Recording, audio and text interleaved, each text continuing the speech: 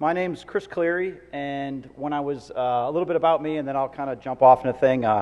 So I was asked to come out here by Nico to talk about my recent experience with Cyber Command. I just left Cyber Command not too long ago, and I had to tell Nico, I said, well, I really can't talk about Cyber Command specifically, what I did or where I was or what I did while I was there, but I could maybe talk about the military planning process in the abstract. Use some examples, and one of the things, and that's why that quote on there is, plans are nothing, planning is everything. The military, we plan and execute operations, and that's sort of our backing. That's what we do. The community that we're trying to talk to, the community that now that cyber is the big buzzword and we're trying to figure out how to work through it, is this community to try and figure out how we start bringing the two together. And that sort of leads into the next slide. There's a lot of talk about cyber warfare. Cyber warfare right now is kind of being made up of the hacker community and the military. The military spin on it right now, and the way that we're trying to do business is the policies that have come out. We released a new cyber policy, and the 5 pillars of the things we're going to focus on is pretty much defensive in nature. And rightfully so. The military's job, first and foremost, is to defend the United States, and also execute sort of missions that we're directed to by our senior leadership. The hacker community brings a whole new perspective to that because really, arguably, you guys were here first. There's some things that the military's done for a long, long time that we're really good at.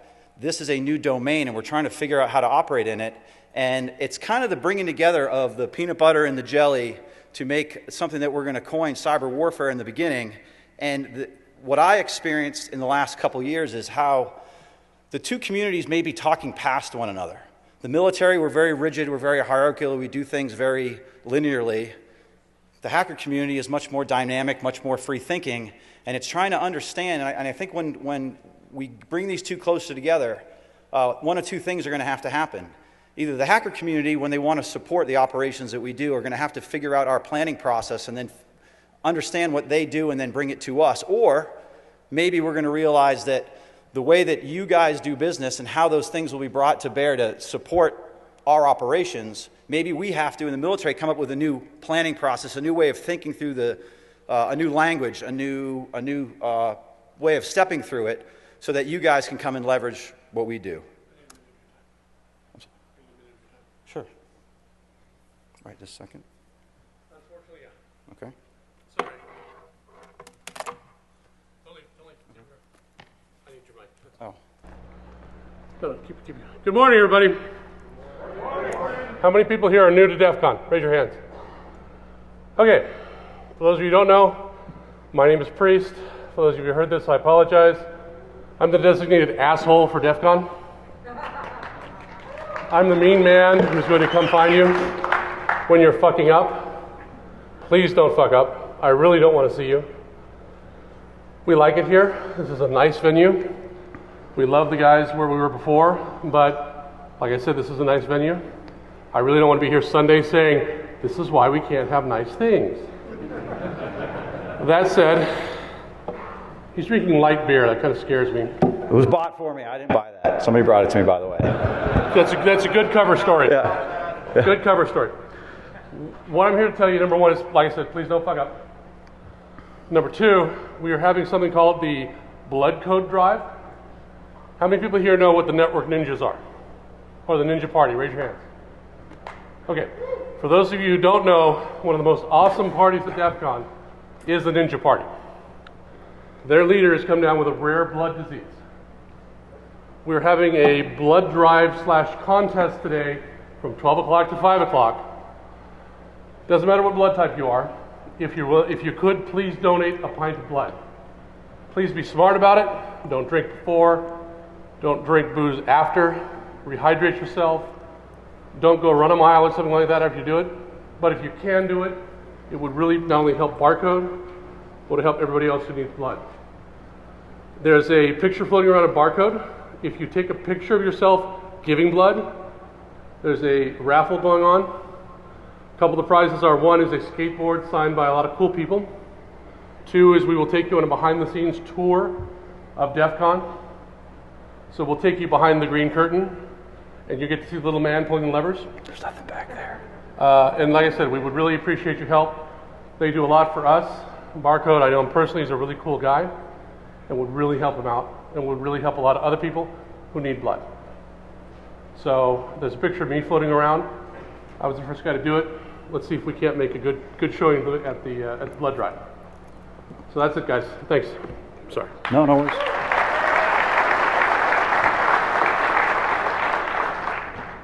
So I was just behind the green curtain a minute ago. There's really nothing back there. But I got some beer and some finger food and stuff like that. But so I wanted to kind of give a little bit about how I got here and what I sort of learned along the way. And what I mean by that is sort of the progression of becoming a military planner. Now, and something to learn from that is we're all sort of products of our environment. I mean, everybody in this room came from some different background. They have different experiences in their life that got them either to this room or to what they do. And you know, being a planner is no different. So starting off, I started my career as a maintainer working on F-18s. Young kid working on Hornets. It was really cool. It was a really cool job playing around. But what I learned is just because you know how to fix something doesn't mean you know how to use it. From there, I actually got an opportunity to go to the Naval Academy, and I played rugby. And although I got my ass handed to me pretty bad academically at the Naval Academy, I did pretty good in rugby. And one of the things you learn sort of at the academies is that with enough pressure, a round peg will go into a square hole. So then I went to my first ship. I was a surface warfare officer, and on my first ship I was the anti-submarine and anti-surface warfare engagement officer, which means I either put torpedoes in the water or put harpoons in other ships. And when you got there as a planner or an executor, the lesson I took away from that was even though that you're important to the mission, you don't necessarily know what the guy to the left and the guy to the right are doing, but you do know that if they don't do their jobs, you can't do yours. From there, I was the officer in charge of a landing craft detachment, worked with the Marines quite a bit, which is an experience all in itself. And I always said that landing craft that a lot of people didn't even know we still have, because it was sort of a World War II era kind of thing. The good thing there was it was sort of like I always tell everybody it was an 18-month episode of McHale's Navy. It was the most fun I ever had. It was kind of like we were like pirates. We got to cruise around and just do goofy stuff with very little adult supervision. But working with the Marines, I found very, very painfully that when they say things are going to happen, it happens, and they happen to the minute. So the whole idea of being able to, given a set of orders and execute on a timeline is critically important to them, because if you don't, people die. Landing craft in particular, and the whole idea is you hit a beach as rounds are coming down, and you have to be there to the minute the rounds stop landing so the Marines have a safe environment to run onto the beach. From there, I actually lateral transferred into the intelligence community. I went to the Office of Naval Intelligence for my first tour, and the idea was they were trying to, this is what started my technical background. They were trying to take intelligence officers, make us a little more cyber savvy, and then push us out into the environment. So when I showed up and I learned I was going to be doing this job sort of cold, the network, the guy I was going to be working for in the IT division said, hey, the Office of Naval Intelligence is a brand new building. We have the largest ATM network in the country. And I walked in and I said, I only saw the one ATM in the lobby when I came in here. And the guy literally turned and looked at me and he rolled his eyes and he was like, holy crap, are you kidding me? This is the guy who's going to be defending our networks. So they pumped just dollar into, I went to like every SANS class there was, and these hacker courses, it just went completely over my head. But the idea was to learn how to speak the language, not necessarily be a keyboard operator, but just understand the environment. And as an officer, be able to take what you guys are doing, the IT professionals are doing, and sort of translate it to leadership, be the intermediary there. From there, because the market was so good, I ended up jumping out. I was in DC at the time and went to the private sector. I went to go work for Spartan, and I learned that being a defense contractor is a much, much different world than being a military officer or in the government for that matter. Their priorities are different. At the end of the day, they're in it to make money, and that's kind of the game you got to play. This was around the 06 time frame came around, and the surge was getting to happen, and as I was still a reservist, I mobilized, and I went to the Joint Special Operations Command, and everybody knows what those guys do now. Courtesy of, us putting bin Laden in the ground. But there were some things that I learned there. The JSOC community was a really, really cool community, and I always said it was sort of being an outsider coming into it. It was sort of like being the water boy on a Super Bowl team. You got to be on the sideline, you got to see things, but you weren't going home with any of the cheerleaders after the game, and you didn't get the ring, so you didn't get any of the credit. But also in that community, as an outsider, coming to the inside, even as help, you realize that there were communities within communities that you necessarily weren't a part of, which sort of leads me. So from there, I went back to the defense world.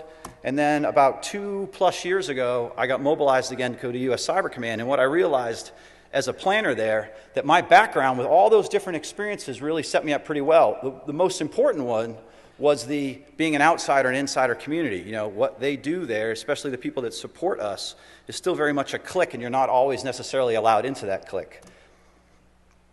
Like I said, I just got back from Iraq too long ago, and you know, I feel a little more nervous in this room than I did when I was over there. But somebody in the audience would say, "Oh, Chris, you just got back. It got so much worse after you left. I don't know what you're talking about."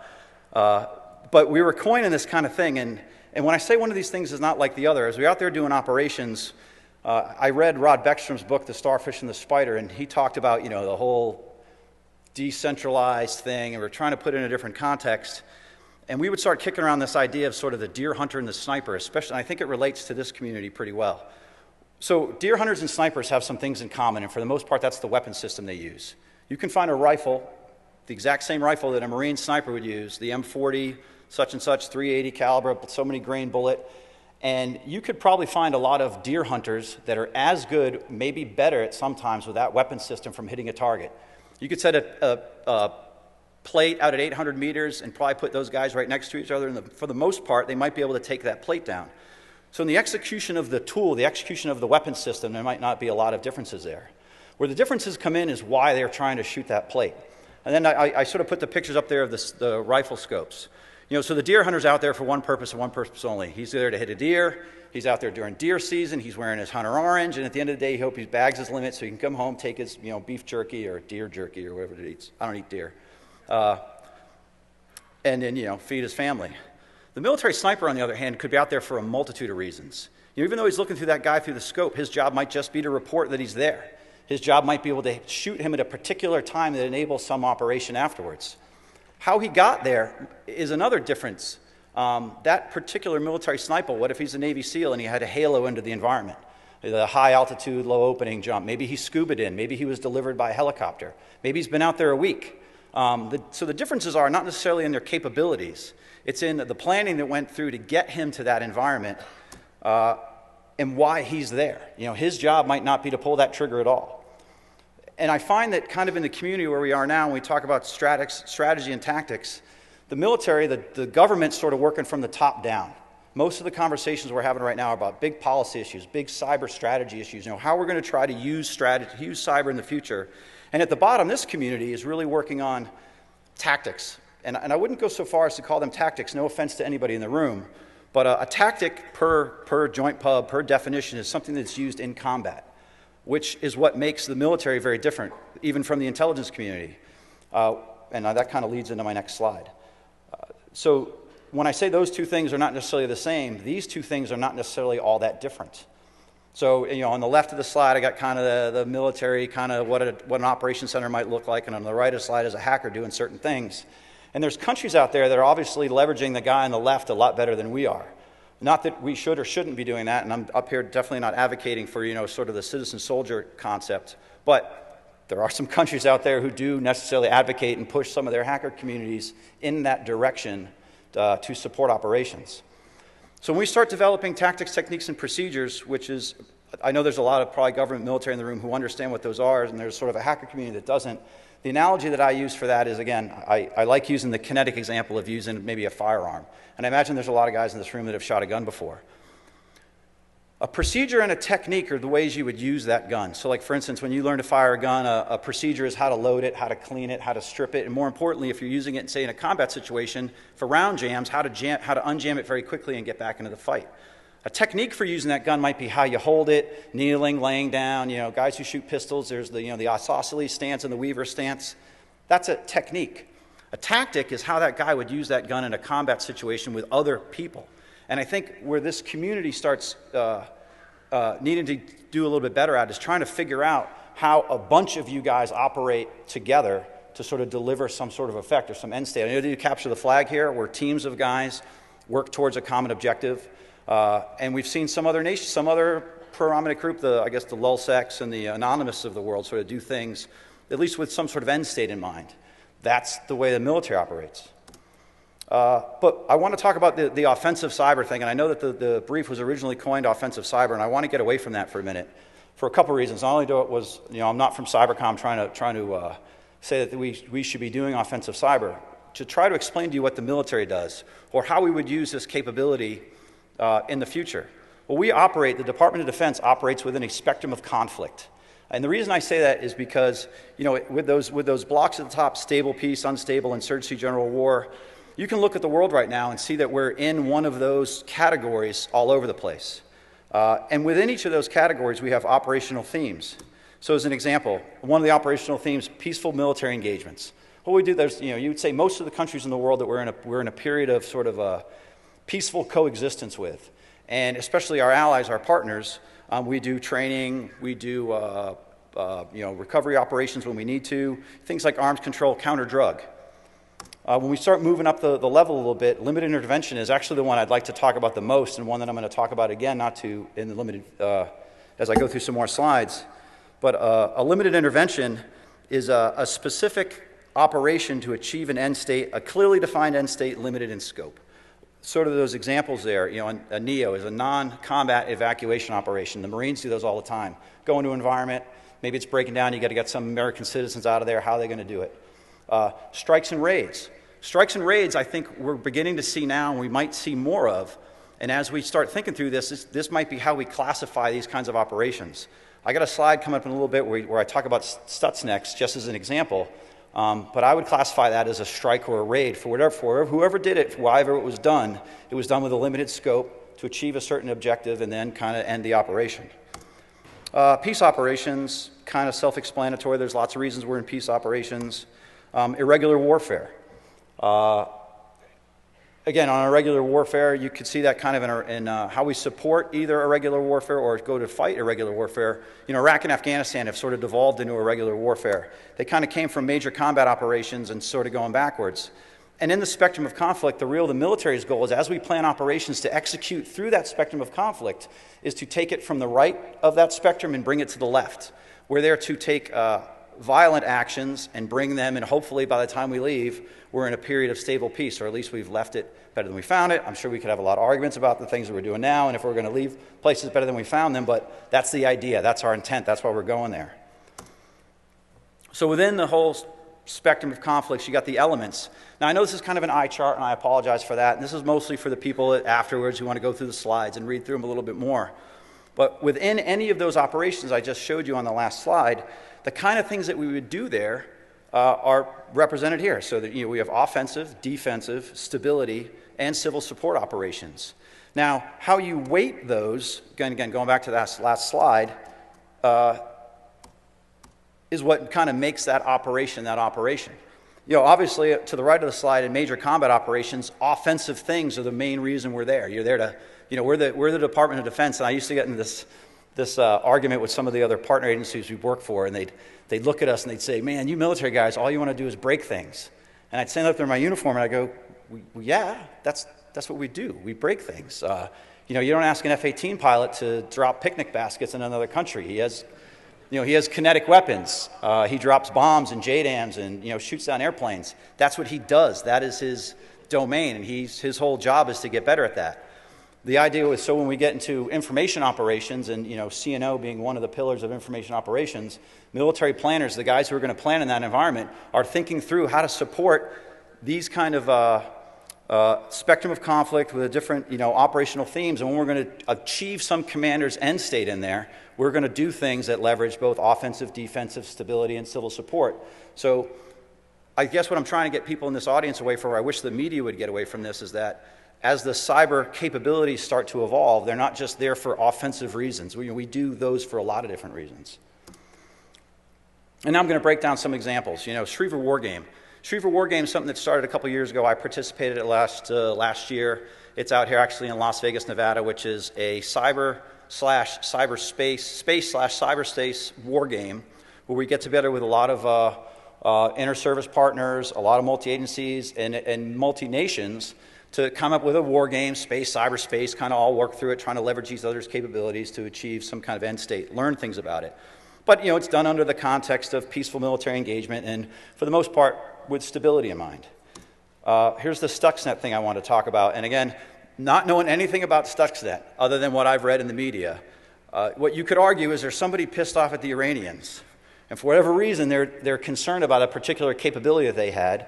And they came up, and in my mind, I'd call it a strike because it was limited scope. It was designed specifically with one thing in mind, and that was to degrade the Iranian weapons program with no particular follow-on action, or at least none that we've seen to date. But once it was executed and you could say completed, it was over. You know, like I said, to date we've seen no follow-on action. But under the scope of limited intervention, it was something that whoever did it decided to do. Russia versus Georgia, we talk about this one all the time. And this is the first time when everybody wants to go to call cyber warfare. Oh, we saw the Russians do cyber warfare against the Georgia, Estonia, and one other country at the different times, different periods. But when you look at that, the actual cyber attack, most people in this room would say, well, it was a denial of service attack against some government websites. Big deal. Well, yeah. But if you look through it in the context of whatever military planner put that together, what it was done to enable some other action. It was done to get the Georgians to turn their head for a minute and say, why is my banking system going down? And whoa, where'd that tank come from?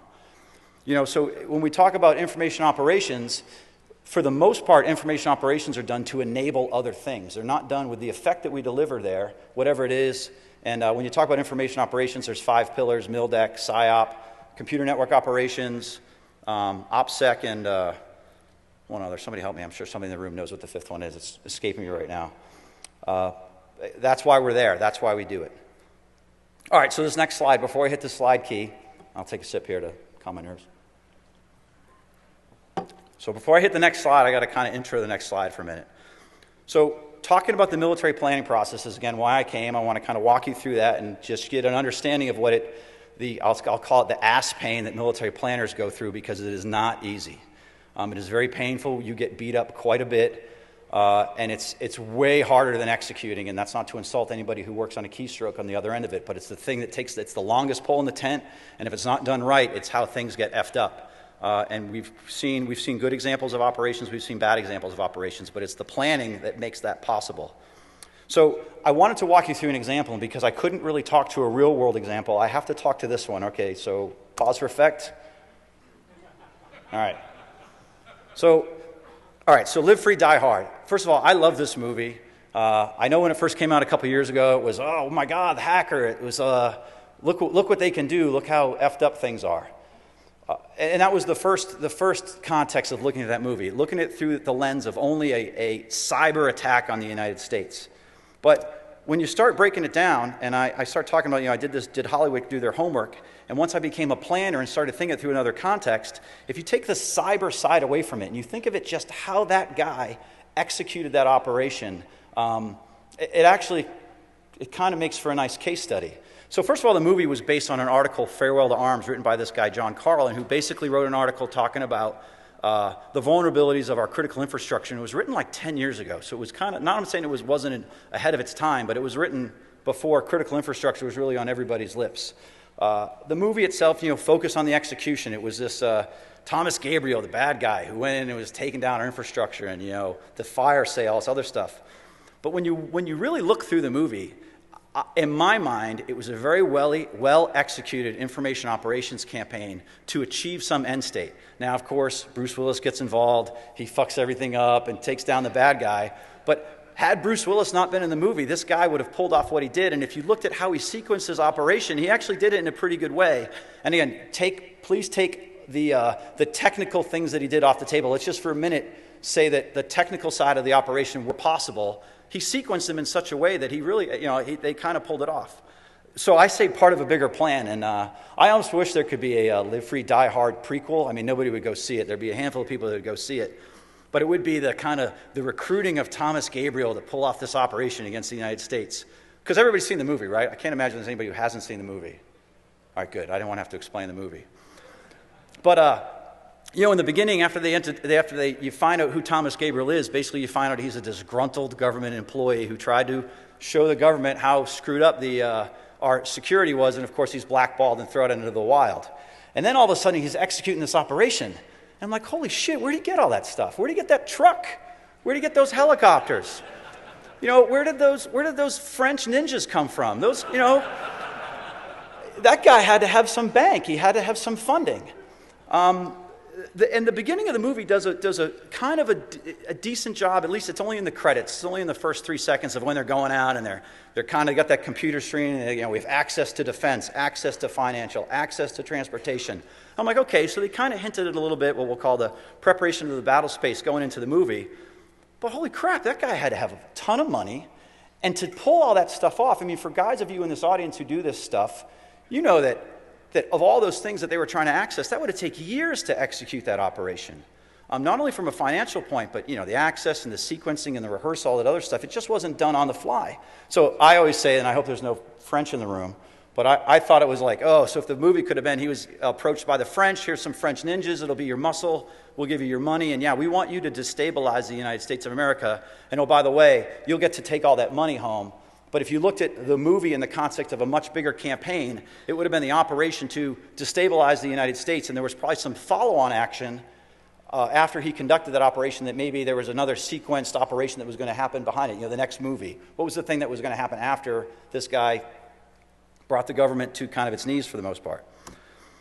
So when you start thinking about how they did that, again, I chart, and I apologize for this, operational design. Planners live in this world. Planners take commanders' intent, run them through a bunch of filters, and come up with some plan on the other end.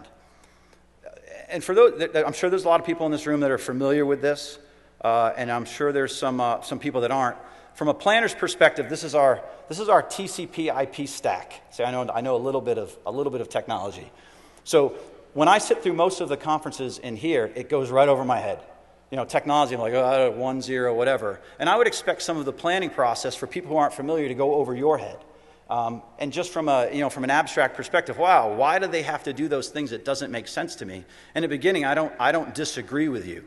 But when you become a planner, and what I would argue is, there's a lot of people out there that think there are planners, and I thought I was a planner when I showed up, just on the fact that I was a military officer that had done amphibious landings and done harpoon engagements. And yes, there is a planning perspective to that, but it's not military joint operation planning and execution planning, which is a whole different animal. And you kind of learn that the painful way the first time you go to present something and they ask you a million questions, like, oh, I didn't think of that, and you get beat up.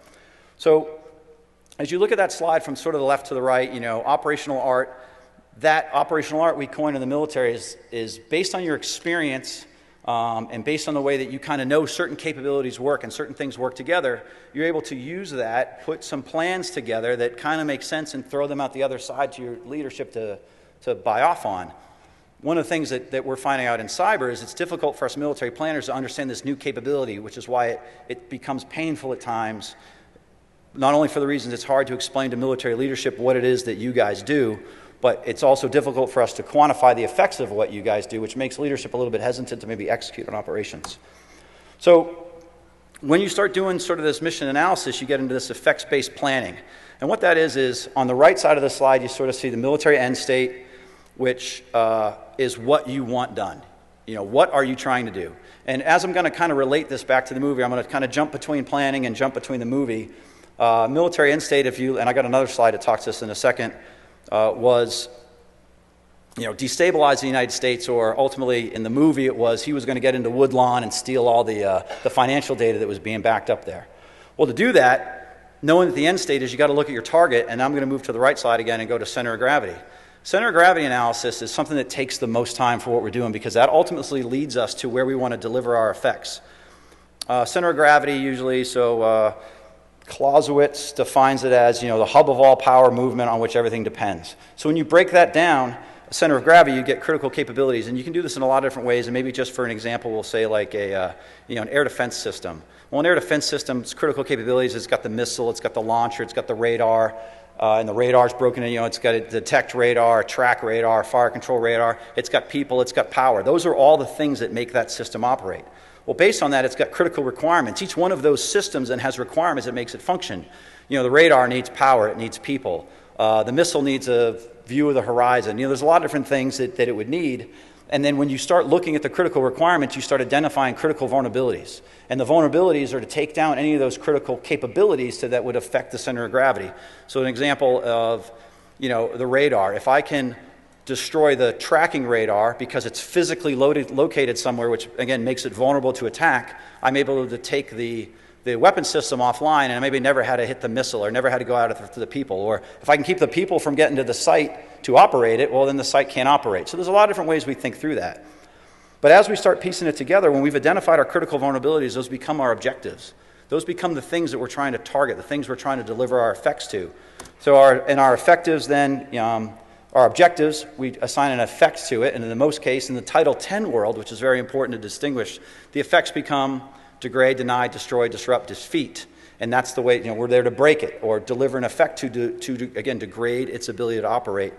And that effect will then become a task. Hey, your task is to deliver this kind of capability against this target to degrade this thing.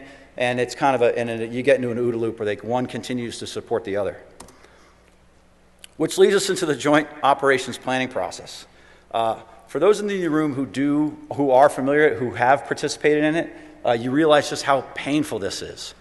This is, for a planner, a lot of sleepless nights, a lot of getting yelled at by very senior people, and a lot of hair pulling out to junior people to get them to try to understand what you're doing. Bringing a lot of people to the table to kind of for a common purpose. And again, the thing to understand from the hacker community is this is very linear. You get some commander that says, I need you to do X. And then you take that task you've been given, and you go into a mission analysis phase, and you all sit down with the guys at your pay grade, and you're like, holy crap, how are we going to do this?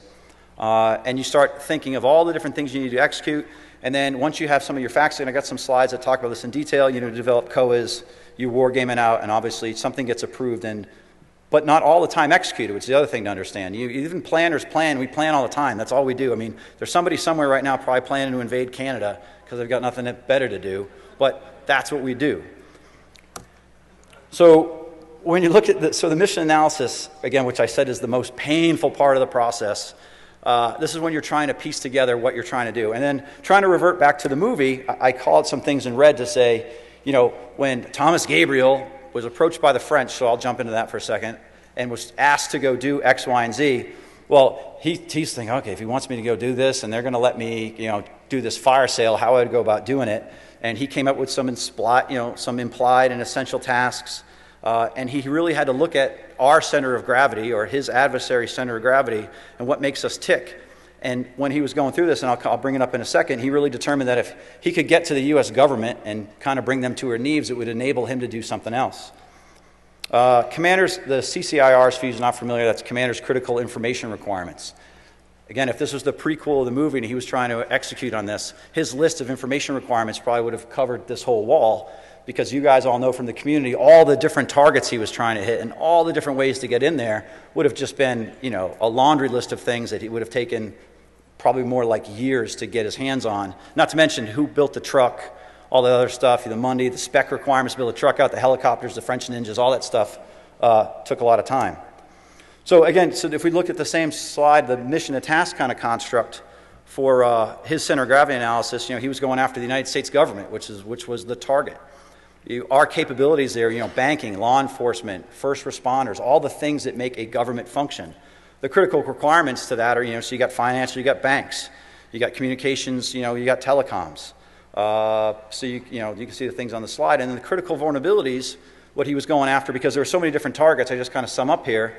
There were, obviously physical vulnerabilities he was going after, technical vulnerabilities, and it's sometimes procedural vulnerabilities. Things that he could initiate that just through procedure drove his target to do something, and I have a slide that lays that out in a second. And then of course, as he went through the movie, he said, well, to do that, I'm going to target critical infrastructure with the effects being to, depending on the critical infrastructure, disrupt, degrade, destroy at some point. He blew up although it was a kind of I call a follow-on mission when he blew up the power plant to try and kill Agent McClain. He sequenced through an event, and then, like I said, the tasks varied by target. So co-development. This is where the rubber meets the road. So now you've gone through your mission analysis. You've gone back to your boss and say, hey, boss, you told me to do this. This is what I think you told me to do. Do you still agree with that? And he'll go, yeah, I told you once. Okay, thank you for repeating back to me what I just told you to do, which sometimes really pisses him off. And then you start getting into a COA, and you'd be presenting these COAs back to him, and I have a slide on what makes a COA. And to do that, when COAs, and we say that, you know, adequate, feasible, acceptable, distinguishable, because you always bring you got to bring the boss more than one option, and those options have to be somewhat different so you can, you know, pick one. And sometimes I like to joke. I mean, you guys seen the Simpsons movie when he puts all the COAs in front of him and he kind of leads them to the one that he wants them to pick. That's kind of done too, because you'll say, hey, sir, these are all your COAs, but this is really the one we think you should go with. And, you know, you paid us to do this job, and we think we're somewhat smarter than you. Go with this one, and for the most part, they'll do it. They'll modify them or send you back. It just becomes painful. But if you have to think about, again, back to the movie, what he was trying to do, the objectives. Did I build this already? The major forces requirements. So now that he's figured out what he had to do and how he wants to do it, that's when he would have gone back and said, hey, French overlord, the guy who asked me to do this, I need to build this truck. I need this kind of access. I'm going to need a lot of walking around money because I need to buy people on the inside to either write code for me or give me access. You know, I need some you know, walking around money. And then he would have gone back and said, hey, but for me to execute all this is the kind of time I'm going to need 2 years or 6 months or whatever his time frame was. And then based on what, let's say, your commander was trying to do, sir, we'd like to do that, but it's going to take us 6 months. He might say, well, you don't have 6 months. I might have to go to another kind of operation because time is of the essence. Or if time is not of the essence, we'll allow you to execute. I think if you look at the Stuxnet as an example, and Wired Magazine wrote a really good article on this, you know, way back when reportedly the Israelis asked the Americans for a kinetic bomb to do it, and we said no. They said, oh, crap, well, we need another way to do this. Well, I'm not saying it was the Israelis, but whoever did it, so yeah, strike that from the record. Whoever did it, they said, hey, some cyber geeks, sorry, no offense to anybody in the room, said, hey, we've got this way of maybe trying to do this. It's got a long lead time. It's going to take a lot of time to execute, and we got to do all these steps. And somebody said, well, yeah, time is kind of on our side, so go ahead, run with it. But I can tell you, whoever was planning on doing whatever probably had some follow-up operation just in case that didn't work, and in case time got of the essence, that there was some probably follow-on action to deliver the same kind of effect. From there, you take all your COAs, and then you start wargaming them out. And then, you know, with these potential decision points and branches and sequels. That's really important because everything you're going to try and execute in, you'd need, if it doesn't work or if it doesn't go down the way you want, you have to have some kind of follow-up position, or you got to stop the operation. Excuse me. Let's see, and based on that, then I'm going to kind of walk you through what I call Gabriel's plan. And this is kind of where the rubber meets the road, in the sense that whenever you're trying to accomplish something and you've got your commander's end state and you've got hey, this is how I think we're going to accomplish it, then you've got to sort of sequence it, because what you find is the sequencing of the operation is really what makes the operation. And I say that's sort of the difference between maybe this community, I'm saying the hacker community and the military is again, we're very hierarchical, we're very linear, we do one things after another because that's the way we do business. So again, going back to the movie, I kind of carved the movie up into 3 major lines of operation. The first one was sort of, I'll call house cleaning, and that was, hey, what are the final things I need to do to execute on the operation? And you know, he was killing off all his help because he didn't want those guys screwing things up. The next one was the fire sale, because in the movie they sort of coined, that's what the government, you know, halfway through the movie thought was going on. It was a major terrorist attack to take down our infrastructure and just screw things up, just because somebody was disgruntled at us and they wanted to, you know, bring down the United States. With the third line of operation being Woodlawn. And if you guys remember the movie, Woodlawn was really the whole reason he was there. It wasn't necessarily to do the fire sale. It was to enable his ability to get access to Woodlawn and steal that information. The fire sale was what he just kept everybody busy with so he could execute something else, which is why I coined this as information operations. He used non-kinetic effects to enable his end state or his kinetic operation. But in the movie, which was also cool, he would synchronize kinetic and non-kinetic things at the same time to enable one another. So as we start moving through the operations and the different phases, phase 0 was all his prep that he was doing to finish the environment. You know, he was collecting all his last intel, getting his last source code. And then he started tying up all his loose ends before he executed. And that's when he's killing off all those programmers, because those are the guys that the loose ends, if I leave them lying around, maybe they'll screw me up, which, of course, you know, stealing the punchline, everybody who's seen the movie knows that's exactly what happens with, you know, Bruce Willis's help, of course. So he eventually got to a certain point where he said, hey, I'm ready to execute the operation. I think I've done my leading into it. I'm ready to go. And he executes phase 1, and the first thing he does is he attacks transportation. And at that point, people just see it for what it is. Wow, it's a big transportation glitch. They're not putting 2 and 2 together. But eventually it's, well, wait a minute. Traffic goes down here, and the FAA is reporting something over here, and Amtrak went down over there. Whoa, this is not a coincidence. We're under attack, and they label it as under attack, and people start freaking out. He moves from there. I thought a nice line. He said, let's get him outside for some fresh air, and he goes after the anthrax alarms. And when he sets off the anthrax alarms, now everybody's getting out of the building. Again, it gives him some more breathing room. It gets the government out of the building. It allows him to, I think he displaces at this point. He moves from one place to another. It gives him some time and space to get ready for his next thing. But what you learn later in the movie is that was a very specific operation required to achieve his end state. They also show that scene, you jump to the Social Security Administration, it doesn't mean anything at the time, and they show people leaving that building. That's one of the buildings he needed to evacuate, because that was really his target. But when all the buildings evacuate, that doesn't really mean anything to the government, because everybody just left their buildings. So where's the target? So once he evacuates that building, now he goes after a kinetic operation, which he goes in and he seizes the building. The people are all out. It's a relatively limited light is on security. He puts his goons in there. His goons go take down all the security guards, and then prep for his next operation, which means I'm in that server room. I've downloaded my malware. I'm ready to start receiving the download, which executes stage 2. Stage 2 was he goes and he attacks the financial market. Now, from the fire sale line of operation, it makes a lot of sense. It's the fire sale. Oh, everything must go. We're going to go after financial. We're going to go after power. We're going to go after electric. So under that line, and the government's thinking is, wow, this is just a big, huge cyber attack. This is just a big, huge terrorist attack on the United States. But in his operation, that was required because that's what's triggered the download from the financial district to his target, where his guy was waiting to receive the payload. And in here, we'll talk about our first branch or sequel. So as a military planner, I'd say, well, that has to happen. That download from the Wall Street to my target has to happen. And if I can't do it non-kinetically to support the fire sale, I might have to have a sequel set up to do it kinetically. So maybe in the movie, if that didn't work, he had some kinetic strike, bombing on Wall Street, a attack on something in that area that would have had the same effect. And he would have had guys on call to say, hey, that failed. We're going to go to sequel 1, which is the kinetic attack on Wall Street, again, to drive the same operation. Because if that didn't happen, the fire sale would have gone down. It would have looked like a terrorist attack, and it might have enabled the, let's say, the French's plan to destabilize the government. The fire sale would have gone through. But his whole plan then of being able to go to Woodlawn and steal that information would have failed. So at our point, if that doesn't happen, the operation for the most part is a failure. So then the download begins. He gets to this download at 20% kind of thing. And at that point is when the decision's made to send his girlfriend out to the power plant facility and take it down. Now, I watched the movie 3 or 4 times, and I'm like, why the hell did he take down the power? It doesn't make any other sense. And then it kind of hit me as well. It's sort of the trifecta on the fire sale. It sets the rest of the fire sale down, which would, again, in my opinion, I think he did that to sort of cover his tracks. I'm going to do the fire sale. It makes sense. They're expecting it. It's one of those things they'll think will go. And it's going to take them so long to figure out that why I was really here was to get into Woodlawn, was to steal this information. And before you figure any of this out, I'm going to be gone in Paris, more than likely, hanging out with all my money.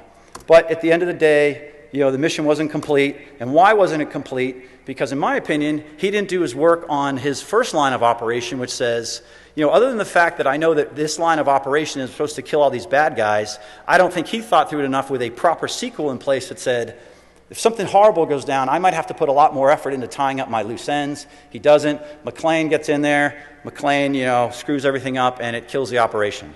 So if you think of that in a sequenced event from an I.O. planner, that's how we would have to present to our leadership a campaign. Leadership would have said, yeah, go ahead, that makes sense to me, execute. So as I'm kind of getting the hook to get off the stage, I want to leave with this. Everything I just said is in joint pubs.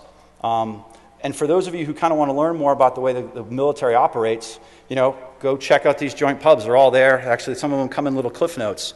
They're online. And for those of you who want to sequence operations or figure out how you're going to enable certain things, again, understanding how the military operates is sort of really important to the subject. And I think when you come to us, understanding our processes, we try and make realms, come into conferences like this, understand your processes.